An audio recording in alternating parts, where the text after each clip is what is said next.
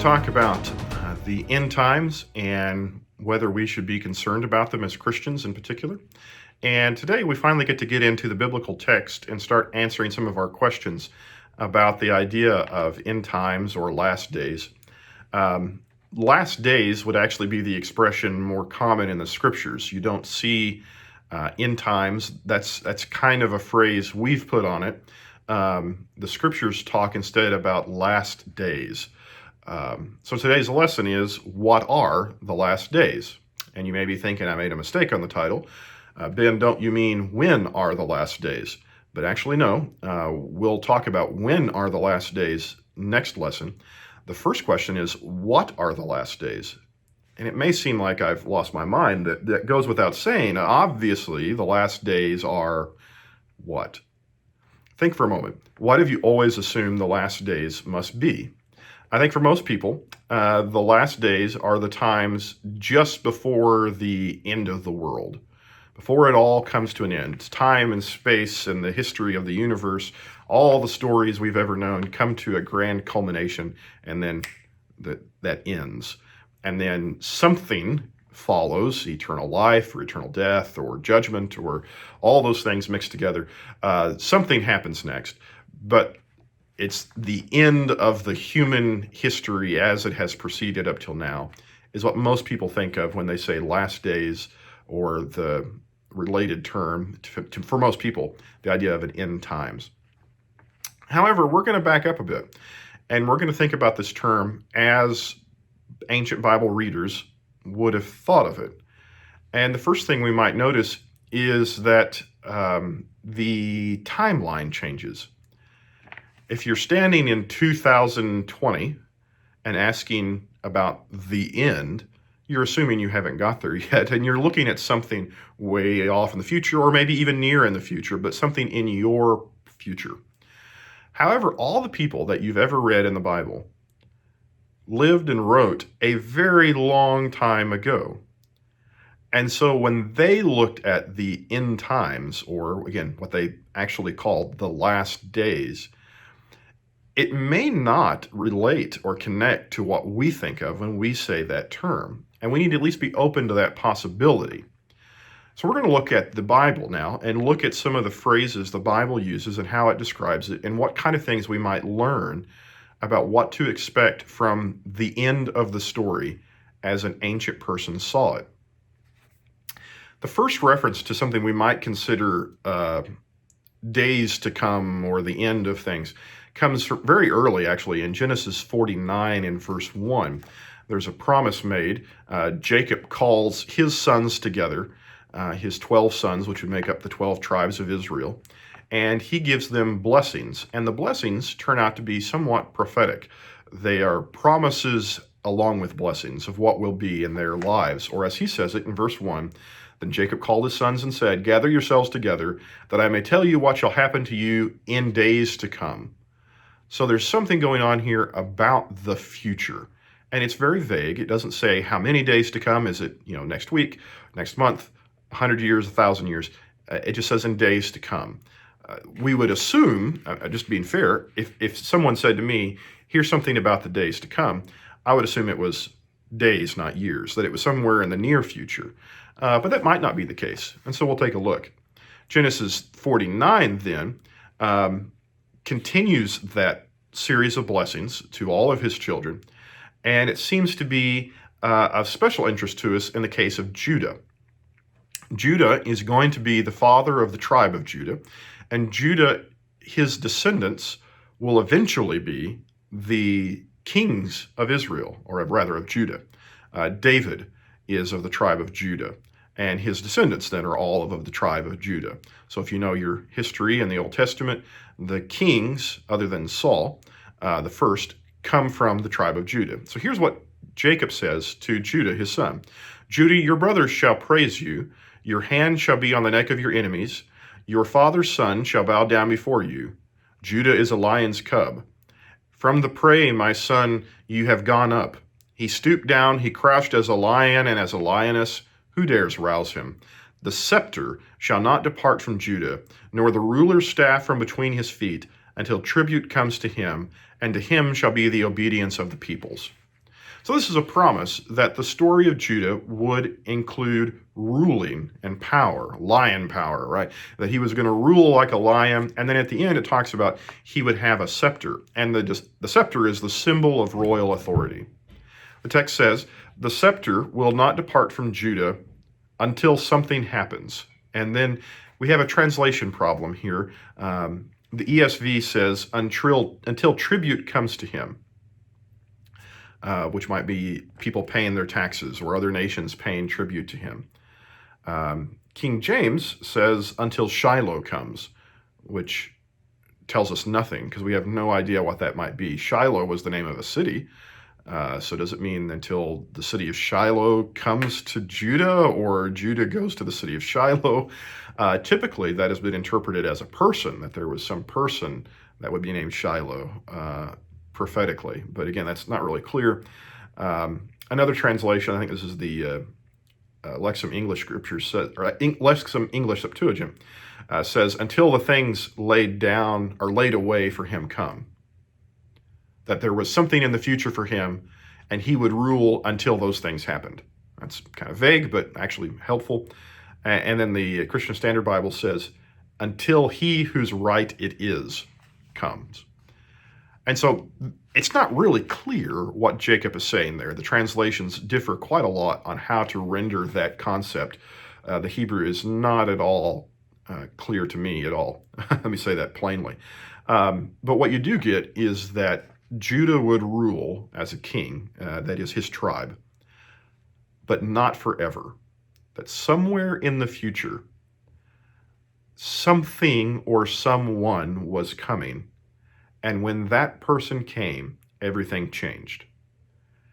There's an until built into the promise, until this happens. So the best we could take away would be that there's some sort of person coming. But that's not at all clear if it's a person or a thing or an event. But something, possibly someone, would come, and he would claim kind of the end of the years of Judah's reign. Other passages where this phrase is used, Ezekiel 21:27 says, a ruin, ruin, ruin will make it. This shall not be until he comes, the one to whom judgment belongs, and I will give it to him. In the Hebrew text, there's a similarity in the phrasing there of the one who comes, the one to whom it belongs, that language, which lends itself to the idea that maybe that's what the text in Genesis is talking about, because the phrase is so similar. That something's going to happen until someone comes. We don't even have to know what Ezekiel's talking about to notice that's how the phrase seems to be translated there. So while several interpretations are just as likely, okay, I'm going to just be fair, this one's a little bit tricky. This passage may tell us that the Judah's royal line would not end until some significant person arrived in history. Okay, when then would Judah's royal line end? Like, that seems important, that there's a story that's going to continue through Judah until something happened, and that would be the end of it. So either we could find the end of Judah's line or that important person, and we'd get some sense of what story the Bible's trying to tell us and how it ends. Isaiah chapter 1, verses 7 through 9 says, your country lies desolate, your cities are burned with fire. In your presence, in your very presence, foreigners devour your land. It is desolate, as overthrown by foreigners. If the Lord of hosts had not left you a few survivors, you should have been like Sodom and become like Gomorrah. So the text says to Israel, you're in pretty bad shape, but you're not done yet. So the reason I mention this passage is because there are several passages in the Old Testament that talk about Israel and say, God's about to judge you, but you're not done yet. Which leads us to believe that the story isn't over. And that's, in fact, one of the big questions of the Old Testament scriptures, that they were always asking, something bad has happened, is this the end? And the prophets would say, no, not yet. You have a few survivors, or you have a remnant, or you have a little more to go before it's all said and done. And that's kind of helpful. So you start in Genesis, which is the beginning, and you say, someday the story's going to end, and you start reading, and every so often somebody says, you're in trouble, but it's not the end. You're in trouble, but you're not done yet. Ezekiel 20 and verse 17 says, "Nevertheless, my eyes spared them, and I did not destroy them or make a full end of them in the wilderness." See, in the wilderness, this is referring back to the story of Exodus. When they come out of Egypt, they go into the wilderness, and a lot of people died in the wilderness, but not all of them. Was that the end of the story? No. It wasn't a full end. It was an end, but not the full end. So you get this idea again. Something's going to happen. Someday the story of Judah comes to a conclusion. Someday some prominent person arrives. Someday the story ends, but it's not today. And that concept helps us move the ball down the field a little bit in history and say, well, when is the end if it's not now? Jeremiah 4:27, "For thus says the Lord, the whole land shall be a desolation, yet I will not make a full end." It's all over, except it's not quite over. Jeremiah 30, verse 11, "For I am with you to save you, declares the Lord. I will make a full end of all the nations among whom I scattered you, but of you I will not make a full end. I will discipline you in just measure, and I will by no means leave you unpunished." So even other nations would see a full end. Their story would come to a conclusion. God would judge them in like an ultimate way. He says, you're going to see it happen, but it won't be your turn yet. You will not have a full end. Your story goes on.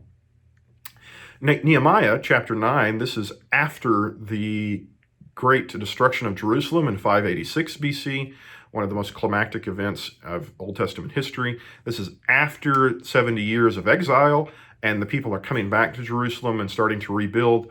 In chapter 9, verse 31, "Nevertheless, in your great mercies, you did not make an end of them or forsake them, for you are a gracious and merciful God." So as people kind of come back and start rebuilding the city, they say, I guess that wasn't the end either. God didn't end the story. And so I know that's kind of a strange thing to talk about. It doesn't seem to talk directly about the idea of last days. But the concept is something is going to happen in the future. You have a future. You have a future, and it pertains to the tribe of Judah and its kingship. But someday, that future comes to an end. Someday, that story comes to an end. We might say the other nations had already had their last day. Right? Some of the nations that had persecuted Israel in the Old Testament came to an end. God just wiped them out. But he said, it's not your end yet. They had hard days. They had difficult days. They had days of judgment. But it wasn't a complete end of their story, which means it was still to come. So we might ask then, well, will Israel's story ever have an end? Maybe it just continues on indefinitely. But that's not quite it either. Isaiah chapter 2 and verse 2 says, "It shall come to pass in the latter days that the mountain of the house of the Lord shall be established in the highest of the mountains, and shall be lifted up above the hills, and all nations shall flow into it." So there is going to be a latter day, a last day, a days at the end. Now finally we get to our question. What is it? What's going to happen? Isaiah says, yes, someday this story we've been telling is going to come to an end in the mountain of the house of the Lord, whatever that means. There's going to be an end of the story. Micah 4:1, "It shall come to pass in the latter days." Again, last days, end times is the way we usually talk about it. That's probably not a good way to talk about it. But last days, latter days, "that the mountain of the house of the Lord shall be established as the highest of the mountains, and that shall be lifted up above the hills, and people shall flow into it." That's very similar language. At the end of the story, God's mountain rises up, and people come to God's mountain. Okay, not exactly obvious what that might mean when you read it, but that's the story. Someday the story ends. There's a last days to this story, and you'll see the mountain of God rise up, and people flow into it. Daniel, which we mentioned quite a lot in previous lessons, chapter 2, 34 through 35, tells this dream of Nebuchadnezzar. Nebuchadnezzar had a dream of a great big statue, and we'll have a whole lesson on that later. And the statue represented different eras of world history, of peoples and nations.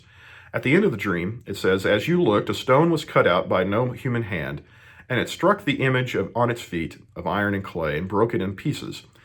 Then the iron, the clay, the bronze, the silver, and the gold all together were broken in pieces and became like the chaff of the summer threshing floors, and the wind carried them away, so that not a trace of them could be found. But the stone that struck the mountain became, or excuse me, the stone that struck the image became a great mountain and filled the whole earth. So there's that mountain language again. That someday all the stories come to a conclusion. The nations start to pass away that you have known up till now. They won't be here any longer, Nebuchadnezzar. Even your kingdom, Babylon, won't be around.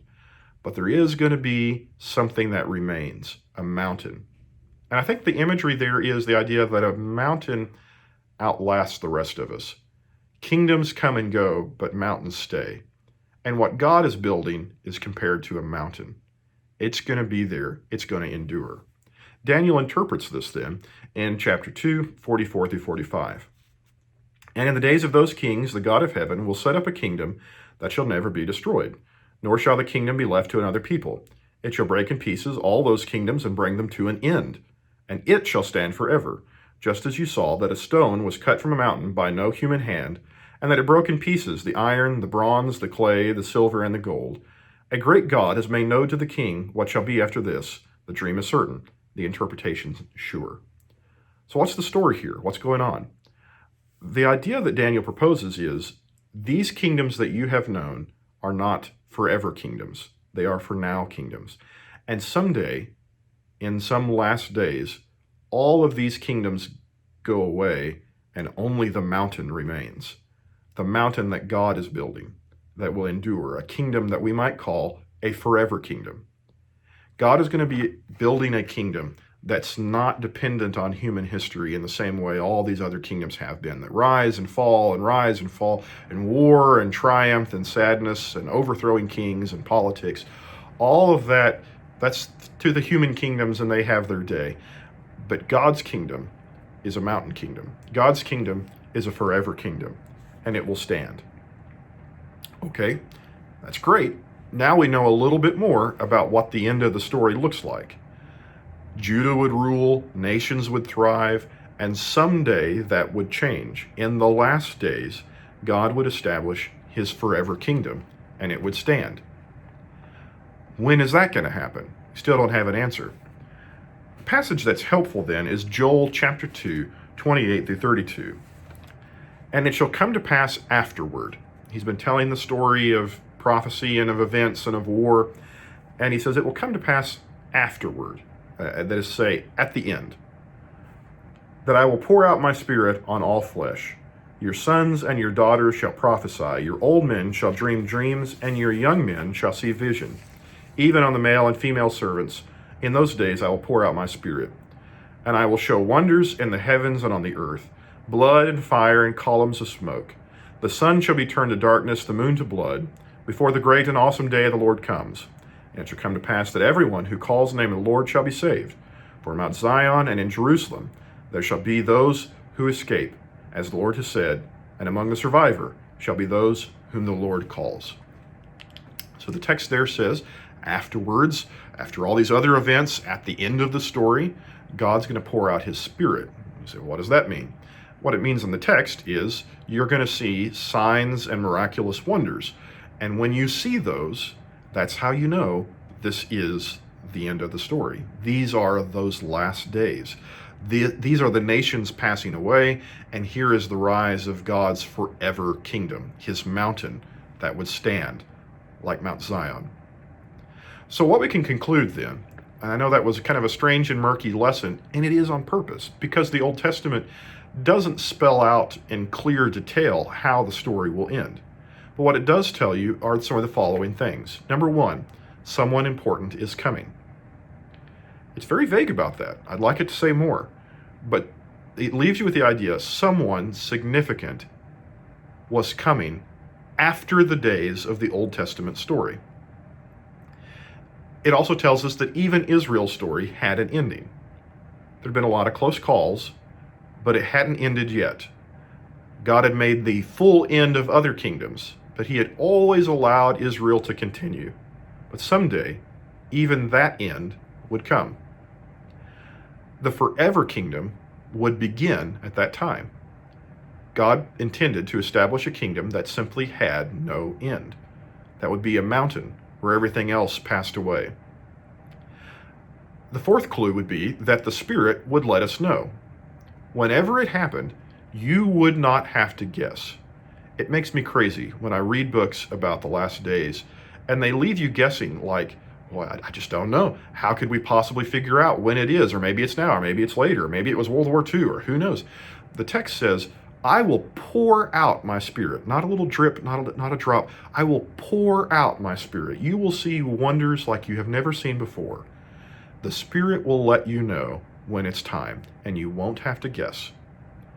And then number 5, this detail I haven't mentioned yet, but you need to notice. All of this information came to us in the Old Testament scriptures, the First Testament, the Testament of the Hebrew people. Why is that important? Because if it was written yesterday, then it would mean that it might be something in our future. Well, what we have to remember is this was written to ancient people, and it was telling them this is your future. And so next week, we'll have to ask the question, so when did those things happen? When do we see an end of Israel's story in some way? When do we see the arrival of someone important in some way? When do we see the beginning of a forever kingdom? And when do we see the Spirit letting us know this is what you're waiting for? That's what we're looking for. And so with that in mind, that's what the last days will look like. Next week, we'll talk about when have we seen them come to pass.